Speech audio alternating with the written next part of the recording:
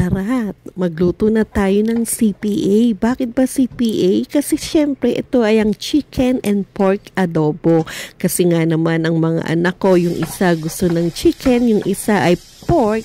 Abay, pwede naman nating pagsamahin ng dalawa, di ba? Nang sa gayon mas lalong sumarap pa yung ating adobo. And then syempre, pagkainit nga natin sa ating mantika sa kawali, sinundan na natin ito ng bawang at sibuyas na talaga naman pong niluto natin ng gusto or ginisa ng gusto yung dalawang ito, diba? And then, syempre, sinundan na nga natin ng ating pork and adobo na talaga naman pong hayaan lang natin siya, masangkot siya ng gusto nang sa gayon ay lumabas talaga yung katas o yung lasa ng dalawang karne na to, diba? Mga kaabengers ko, at ayan na nga, kitang-kita nyo, diba, na medyo hinahalo-halo natin, diba, para sa gayon ay hindi naman manikit sa ating kawali, diba, mga kaabengers ko. And then, syempre, ayan, hayaan lang nating lumabas pa talaga or magmantika, diba, yung itong dalawang karne natin. And then, syempre, pagkatapos niyan,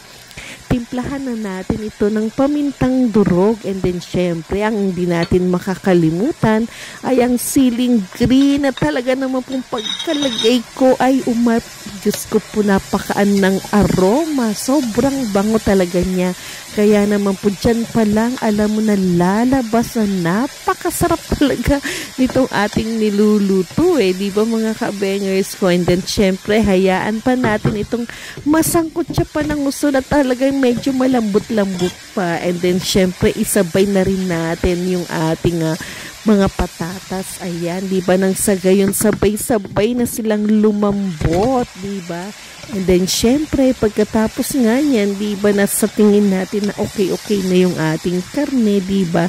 Timplahan na natin sa pinaka-importanting sangkap ng adobo. Syempre, ito na yung ating toyo, di ba? Ating toyo talaga And then, syempre, seasoning. And then, of course, yung oyster sauce na talaga naman pag ako'y nagluluto.